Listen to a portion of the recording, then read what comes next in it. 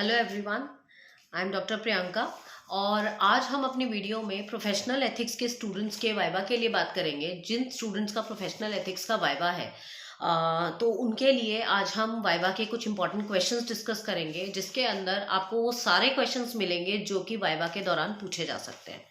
तो स्टार्ट करते हैं। जैसे कि मैं अपने हर वाइवा की वीडियो में आप लोगों को बताती हूँ कि आप लोगों को अपने सब्जेक्ट का नाम बहुत अच्छे से पता होना चाहिए।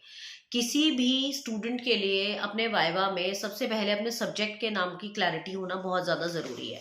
तो आपका भी जो प्रोफेशनल एथिक्स का जो सब्जेक्ट है उसका नाम खाली प्रोफेशनल एथिक्स नहीं है।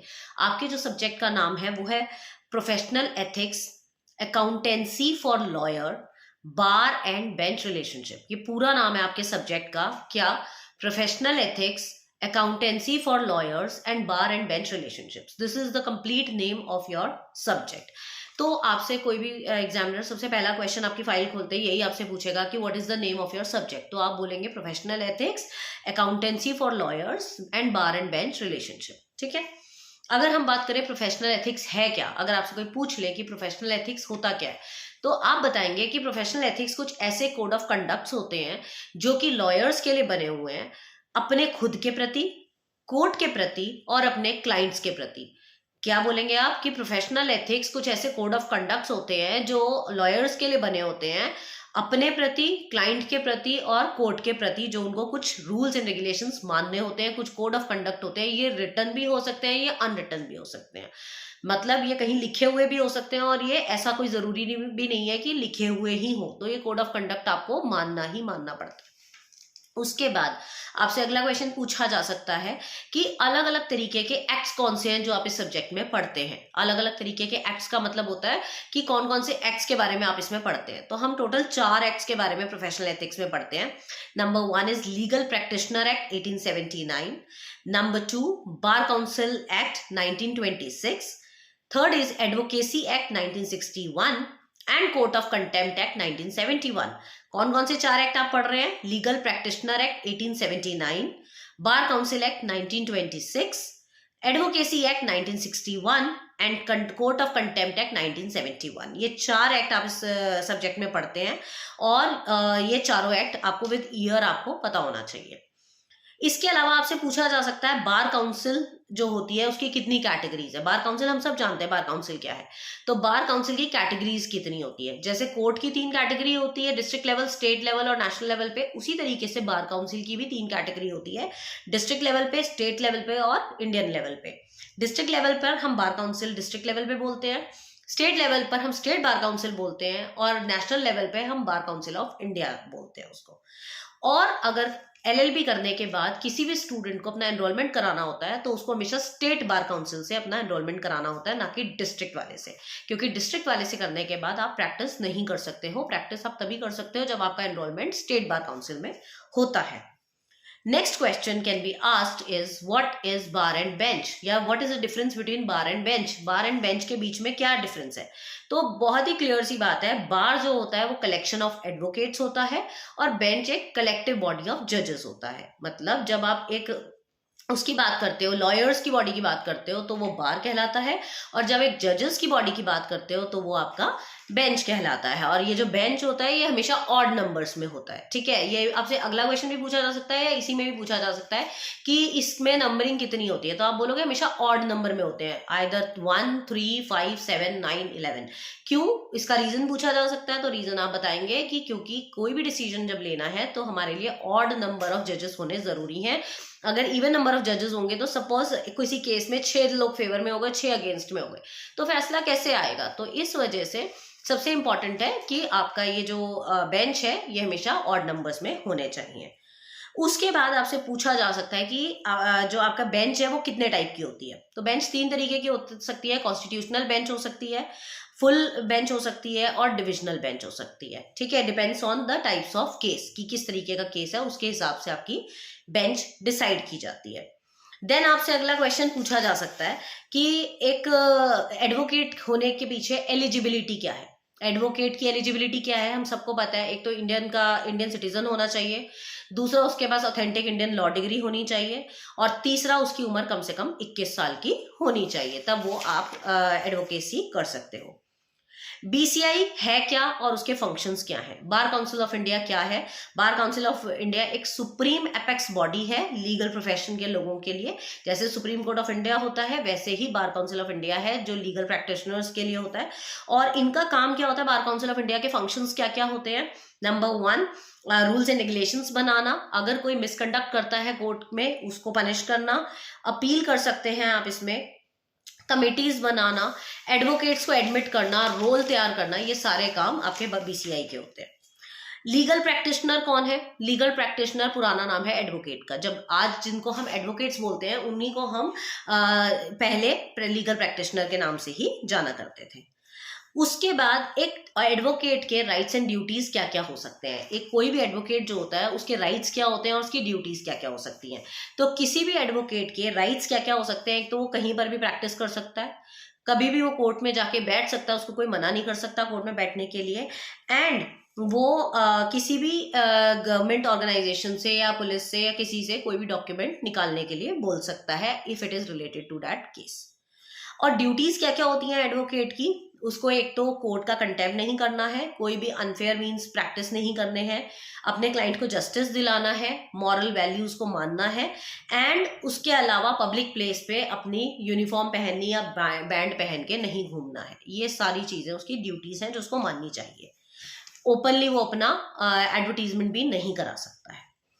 इसके अलावा सीनियर एडवोकेट कौन है? एक सीनियर एडवोकेट कौन होता है? सीनियर एडवोकेट वो इंसान होता है जिसको उसकी सीनियरिटी के बेसिस पे हाई कोर्ट या सुप्रीम कोर्ट जो होते हैं वो उसको स्पेशल स्टेटस दे देते हैं कि आप आज से एक सीनियर एडवोकेट कहलाओगे। और उस सीनियर एडवोकेट की कोई एज रिस्ट्रिक्शन नहीं है, वो छोटी उम्र में भी बन सकता है और बड़ी उम्र में भी बन सकता है। ठीक है, तो that is a senior advocate. और एक सीनियर एडवोकेट पे फिर रिस्ट्रिक्शंस भी होते होंगे कुछ, तो वो रिस्ट्रिक्शंस क्या है? पहला रिस्ट्रिक्शन है एक सीनियर एडवोकेट के ऊपर कि वो अपना वकालतनामा कोर्ट में नहीं डाल सकता। दूसरा, बिना किसी एडवोकेट के वो कोर्ट में जा भी नहीं सकता, मतलब उसको अपने साथ एक एडवोकेट को रखना ही रखना पड़ता है। वो अकेला जाके कोर्ट में खड़ा नहीं हो सकता है केस लड़ने के लिए। उसके अलावा आगे चलते हैं हम, आपसे और क्या पूछा जा सकता है? क्या कोई एडवोकेट को ऑफिसर ऑफ कोर्ट बोल सकते हैं? बिल्कुल बोल सकते हैं। एडवोकेट होते कौन है? ऑफिसर ऑफ कोर्ट ही तो होते हैं। तो yes, we can say officer of court to an advocate. Advocate on record क्या होते हैं? एडवोकेट ऑन रिकॉर्ड वो लोग होते हैं जो इसका एग्जाम क्लियर करते हैं। तो जो भी लोग एडवोकेट ऑन रिकॉर्ड का एग्जाम क्लियर करते हैं उसको हम एडवोकेट ऑन रिकॉर्ड बोल सकते हैं। तो आपसे सिंपल पूछा जा सकता है ये। अच्छा, उसके बाद आपसे क्वेश्चन पूछा जा सकता है कि मिसकंडक्ट क्या है, उसकी पनिशमेंट क्या होती है। मिसकंडक्ट का मतलब होता है, मिसकंडक्ट ऑफ कोर्ट की मैं बात कर रही हूँ यहाँ पर। तो मिसकंडक्ट क्या होता है कि जब भी आप कोई अनएथिकल वेज, मतलब जब भी कोई कोर्ट किसी अनएथिकल वे से कोई जुरिस्डिक्शन दे देती है या कोई अपना वो डिसीजन दे देती है, तो वो अनएथिकल वे कहलाता है कोर्ट का, और इसी को मिसकंडक्ट ऑफ कोर्ट भी बोलते हैं। और इसकी पनिशमेंट क्या हो सकती है? बार काउंसिल के पास जाते हैं, अगर सारी सबकी बातें सुनने के बाद अगर उसको लगता है कि कहीं ना कहीं गलती है, तो या तो वो क्या करता है, उनको केस को डिसमिस कर देता है। अगर उसको किसी की गलती लगती है तो वो रिट्रीमेंट करके उनको छोड़ देता है, मतलब डांट लगा के छोड़ देता है। तीसरा, वो उसको सस्पेंड कर सकता है कुछ टाइम के लिए। और या चौथा, वो हमेशा के लिए ही उसको डिसमिस कर सकते हैं। बार काउंसिल ऑफ इंडिया, उनके पास कोई इतनी पावर होती है। उसके बाद अगर हम बात करें सेक्शन 32 एंड 226 के डिफरेंस की, तो सेक्शन 32 और 226 का difference, though it is not related to this topic, but फिर भी कभी कभार जो एक्सटर्नल्स आते हैं उनके मूड का कुछ नहीं पता होता, कुछ भी पूछ सकते हैं आपसे। तो वो कभी कभार पूछ लेते हैं कि आपने LLB की है तो अभी तक आपको पता होगा सेक्शन 32 और सेक्शन 226 में डिफरेंस क्या है। तो सेक्शन 32 जो होता है वो सुप्रीम कोर्ट के लिए होता है और सेक्शन 226 हाई कोर्ट के लिए होता है। सो और दोनों ही रिट्स के लिए होते हैं। जो रिट इशू करने की पावर होती है उसी को हम वही दोनों ये सेक्शंस हैं। बट जब रिट इशू करने की पावर सुप्रीम कोर्ट के बारे में बात होती है तो सेक्शन 32 के अंडर आता है, और जब रिट इशू करने की पावर हाई कोर्ट की होती है तो उधर सेक्शन 226 यूज होता है। यहाँ पर जो सेक्शन 32 सुप्रीम कोर्ट का है, इसमें उसके पास फंडामेंटल राइट के हनन के टाइम पे ये रिट्स इशू कर सकते हैं, और वहां पर fundamental right plus legal right दोनों को हम इन्वॉल्व करते हैं इसके अंदर। उसके बाद आपसे पूछा जा सकता है रोल क्या होता है? ROLL, roll. रोल एक लिस्ट होती है एडवोकेट्स की जो BCI तैयार करता है कि किन किन लोगों को हमें रोल में डालना है, और ये 2 साल के लिए बनता है, 2 साल के बाद इसको रिन्यू किया जाता है। रिट्स हम सबको पता है रिट्स क्या होते हैं। तो रिट्स क्या होता है? रिट्स एक रिटन डॉक्यूमेंट होता है जो इशू किया जाता है किसी को किसी काम से करने से रोकने के लिए या किसी को कोई काम के लिए करने का हुक्म देने के लिए, तो दैट इज कॉल्ड रिट। जैसे इसमें 5 तरीके के रिट्स हैं हमारे: writs of habeas corpus, mandamus, quo warranto, certiorari and prohibition. ये 5 तरीके के हमारे रिट्स हैं। इनके नाम भी कभी भी कोई भी पूछ सकता है आपसे। उसके बाद आपसे अटॉर्नी के बारे में पूछा जा सकता है कि पावर ऑफ अटॉर्नी क्या होती है। तो पावर ऑफ अटॉर्नी का क्लियर सा मतलब है कि जब आप किसी को पावर देते हो कि आप मेरे बिहाफ पे डिसीजन ले सकते हो, that is known as power of attorney. उसके बाद आपका first officer of government of India की उपाधि किसको दी जाती है? बहुत ही क्लियर है, अटॉर्नी जनरल ऑफ इंडिया को आप first officer of government of India की उपाधि देते हैं। Now what do you mean by an affidavit? एक एफिडेविट क्या होता है? एफिडेविट कोई भी ऐसा एक रिटन डॉक्यूमेंट है जो आप अपने बिहाफ पे दे रहे हो अपनी बात को प्रूव करने के लिए कि मैंने जो कहा, मैंने जो डिक्लेयर किया है वो बिल्कुल सही है और मैं उस चीज की पूरी पूरी होलसेल जिम्मेदारी लेता हूं। That is called an affidavit. उसके बाद who is not answerable to any court of India. अगर कोई भी बात हो जाए, कुछ हो जाए, तो कौन ऐसा एक इंसान है जो आंसरेबल नहीं है किसी भी कोर्ट ऑफ इंडिया के लिए? वो है president of India. President of India की कहीं कोई जिम्मेदारी नहीं है कि उसको कहीं पर भी कोई भी आंसर देना है अपने किसी भी डिसीजन के ऊपर या अपने किसी भी किए हुए काम के ऊपर। उसको कहीं कोई जिम्मेदारी नहीं है। उसके बाद आपका क्विड प्रो क्यू, ये कई बार पूछा जाता है कि क्विड प्रो क्यू क्या होता है। क्विड प्रो क्यू एक ऐसा मैक्सिम है जिसका मतलब होता है इन रिटर्न ऑफ एनीथिंग। मतलब मैंने तुम्हें अपनी प्रॉपर्टी दी है तो उस प्रॉपर्टी के बदले में तुमने मुझे क्या दिया है, that is called quid pro Q. फिर आपको प्लेंटिफ और रिस्पोंडेंट के बारे में पता ही है। Who is a plaintiff, who is a respondent? Plaintiff वो इंसान होता है जो कंप्लेंट फाइल करता है और रिस्पोंडेंट वो होता है जिसके अगेंस्ट कंप्लेंट फाइल की गई है और जिसको जवाब देना है। ठीक है, तो प्लेंटिफ प्लेंट लिखता है और रिस्पोंडेंट रिटन स्टेटमेंट लिखता है। ठीक है, उसके बाद contempt of court, very important. Contempt of court क्या होता है? कंटेम्प्ट ऑफ कोर्ट का मतलब होता है जब आप कोर्ट की मर्यादा को भंग करते हो। कोर्ट की डिग्निटी को खराब करना आपके किसी भी रिटन या अनरिटन स्टेटमेंट से या आपके किसी ऐसे एक्ट से जिससे कोर्ट की डिग्निटी खराब हो रही है, उसको हम कहते हैं कंटेम्प्ट ऑफ कोर्ट। अब जैसे सपोज आप कोर्ट में बैठे हो, कोर्ट में बैठे बैठे आप स्मोक करने लग गए, तो that is what? Contempt of court. वो कोर्ट का कंटेम्प्ट है। फिर आपने जज के सामने किसी अपने सामने वाली पार्टी को गालियां देनी शुरू कर दी, तो that is also again contempt of court. तो कंटेम्प्ट ऑफ कोर्ट का मतलब क्या होता है कि जब आप कोर्ट की मर्यादा को भंग कर रहे हो।